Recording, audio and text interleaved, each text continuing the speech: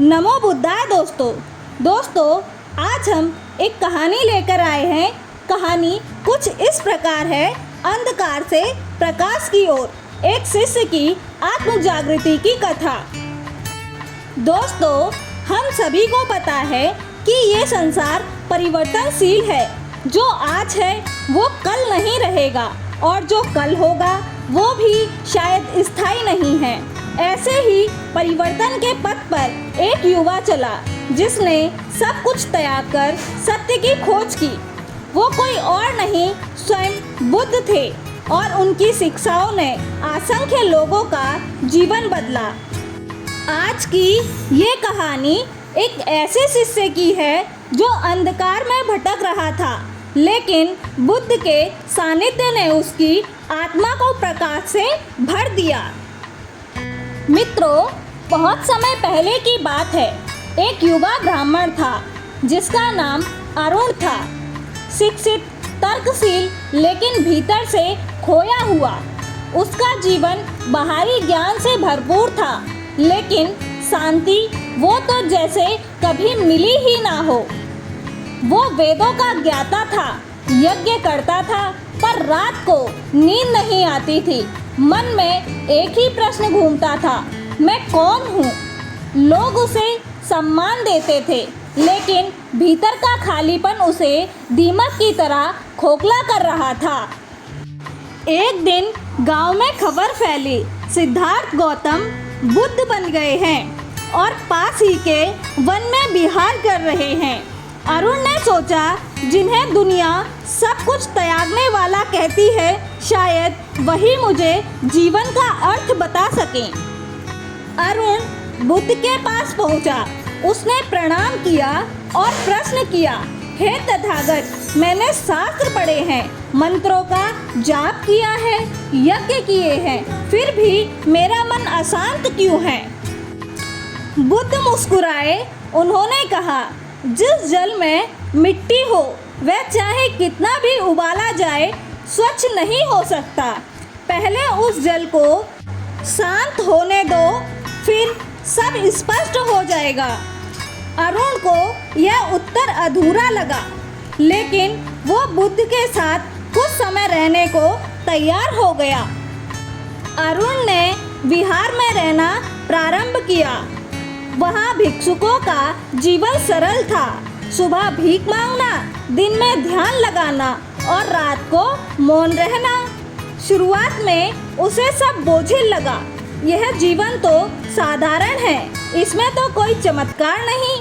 लेकिन धीरे धीरे उसने देखा, जितने भी भिक्षु थे उनके चेहरे पर अजीब सी शांति थी, जो उसने किसी यज्ञ, किसी मंत्र, किसी विद्या में नहीं देखी थी। एक दिन उसने बुद्ध से कहा, मैं भी इस शांति को पाना चाहता हूँ। बुद्ध बोले, शांति बाहरी शोर को रोकने से नहीं, भीतर के शोर को समझने से आती है। बैठो और स्वयं को देखो। अरुण ने ध्यान लगाना शुरू किया। पहले दिन से ही उसके भीतर की बेचैनी बाहर आ गई। क्रोध, वासना, भय, अहंकार जैसे तूफान की तरह। उसने बुद्ध से कहा, मैं तो और अधिक अशांत हो गया हूँ। बुद्ध बोले, जब तुम दीपक जलाते हो तो पहले धुआं उठता है, लेकिन बाद में केवल प्रकाश रहता है। कुछ दिन बीते, हफ्ते बीते, धीरे धीरे अरुण ने देखा कि उसका मन शांत रहने लगा। एक दिन उसने अनुभव किया, मैं शरीर नहीं हूँ, मैं केवल एक साक्षी हूँ। लेकिन एक दिन अरुण का पुराना मित्र आया और बोला, क्या तू पागल हो गया है? तू ब्राह्मण है, ज्ञानी है और यहाँ भीख मांग रहा है। अरुण के भीतर से फिर से द्वंद्व हो गया, क्या मैंने गलत किया है?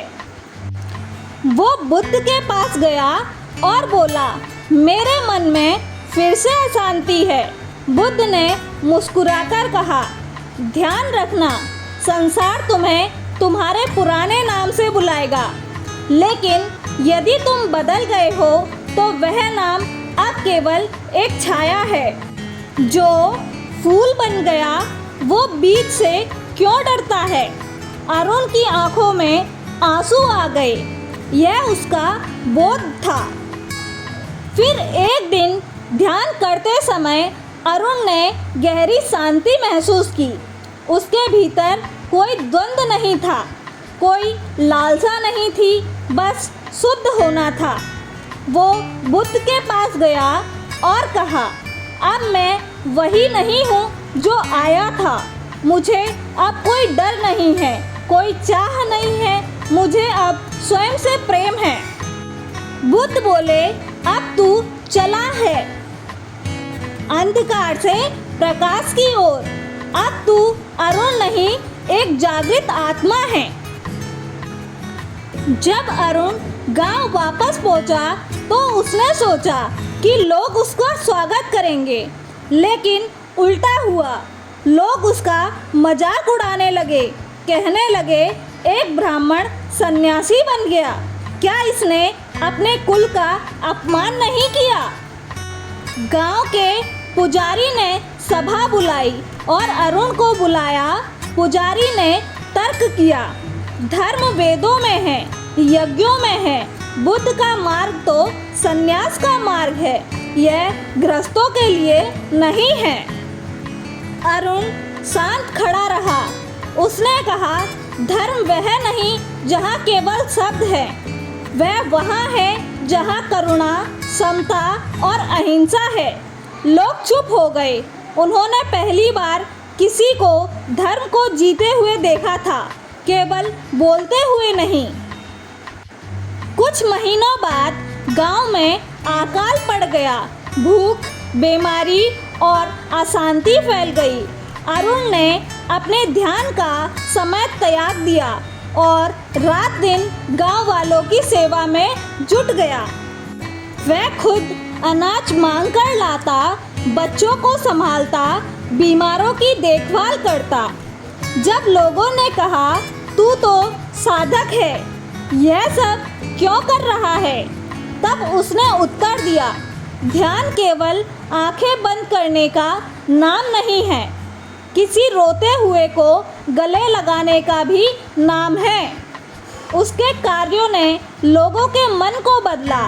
अब वे उसे गुरु कहने लगे, लेकिन वह केवल मुस्कुराता, मैं तो अभी भी शिष्य ही हूँ बुद्ध का। गांव में रहते हुए अरुण को कई आंतरिक संघर्षों का सामना करना पड़ा। कभी उसे क्रोध आता, कभी अहंकार जाग उठता, कभी पुराने अभिमान की छाया लौट आती। उसने खुद से पूछा, क्या मैं वास्तव में बदल गया हूँ या केवल रूप बदल गया है? तभी एक दिन ध्यान में उसे बुद्ध के शब्द याद आ गए, हर दिन स्वयं को फिर से जन्म दो। जो बीत गया वो अब तुम नहीं हो। इस वाक्य ने उसके भीतर क्रांति कर दी। अब वह हर दिन की शुरुआत मौन में करता, हर रात स्वयं से संवाद करता। अरुण ने गांव में एक ध्यान केंद्र की स्थापना की। वहाँ बच्चे, किसान, स्त्रियाँ सभी आते और ध्यान करना सीखते। वह उन्हें न केवल ध्यान सिखाता बल्कि प्रेम, क्षमा और करुणा का अभ्यास भी कराता। एक बार एक चोर को गांव वालों ने पकड़ लिया। भीड़ उसे मारने वाली थी, लेकिन अरुण बीच में आ गया। उसने कहा, अगर हम पत्थर फेंकेंगे तो वह और कठोर बनेगा। अगर हम प्रेम देंगे तो शायद पहली बार उसे कोई इंसान समझे। उस चोर की आंखों में आंसू आ गए। वह उसी ध्यान केंद्र में रहने लगा और कुछ महीनों में उसका हृदय पूरी तरह बदल गया। अब दूर दूर से लोग अरुण के पास आने लगे। उसे महात्मा अरुण, गुरुदेव कहने लगे, लेकिन वह हंसकर कहता, मैं ना गुरु हूँ और ना ही ज्ञानी, मैं तो बस एक दीप हूँ जिसे बुद्ध ने जलाया है। कई बार लोग उसके चरण छूने आते तो वह उनका हाथ पकड़कर उन्हें उठाता और कहता, जो तुम्हें झुकने को कहे वो गुरु नहीं, जो तुम्हारे भीतर उठने की शक्ति दे वह सच्चा पथ प्रदर्शक है। यही अरुण की विशेषता थी। वह स्वयं को कुछ नहीं मानता था और इसी में उसकी महानता भी थी। कुछ वर्षों के बाद एक खबर आई कि बुद्ध अब वृद्ध हो चले हैं और कुशीनगर की ओर जा रहे हैं। अरुण ने निर्णय लिया कि वह एक बार फिर उन्हें देखेगा। वह यात्रा पर निकल पड़ा। जब वह बुद्ध के पास पहुंचा तो देखा वे शांत लेटे हैं, जैसे किसी गहरे ध्यान में हो।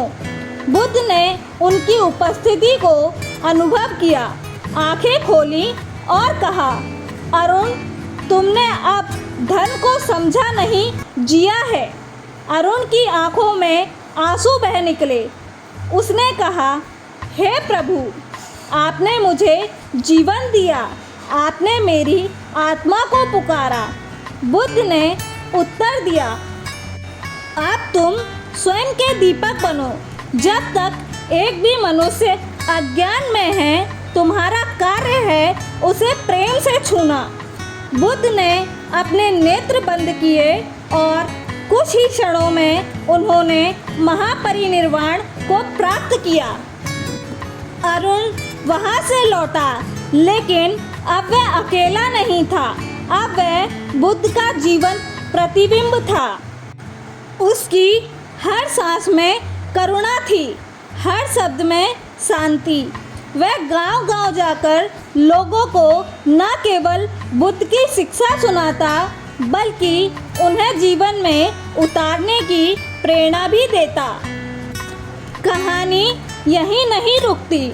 आज भी अगर हम आंखें बंद करें और भीतर झांकें, तो वो अरुण हम में भी बैठा है, अपने जागरण की प्रतीक्षा करते हुए। जहाँ अज्ञान था वहाँ वह शिक्षा बनकर गया, जहाँ दुख था वहाँ वह सहारा बनकर गया, जहाँ दोष था वहाँ वह करुणा बनकर गया। लोग कहते हैं बुद्ध चले गए। अरुण कहता, नहीं, बुद्ध अभी भी हैं। यदि तुम अपने भीतर शांति को सुन सको, वह अब एक व्यक्ति नहीं था, वह एक चलती फिरती जागृति था। और दोस्तों, आज जब तुम ये कहानी सुन रहे हो तो जान लो, अरुण, बुद्ध और वो सारी जागृति अब भी जीवित हैं। हमारे भीतर, हमारे प्रश्नों में और हमारी खोज में। शायद इस कहानी ने हमारे भीतर कुछ भी जगा दिया हो। अगर हाँ, तो अब अपने जीवन में वो दीप जलाओ जो अरुण ने जलाया था, क्योंकि एक दीप से लाखों दीप जल सकते हैं और शायद अगला दीप तुम ही हो। तो दोस्तों, अगर आप सभी को यह गौतम बुद्ध की कहानी पसंद आई हो तो कृपया कमेंट में नमो बुद्धाय अवश्य लिखें और साथ ही वीडियो को लाइक, चैनल को सब्सक्राइब करना ना भूलें। दोस्तों, वीडियो को एंड तक ज़रूर देखा करें। धन्यवाद दोस्तों।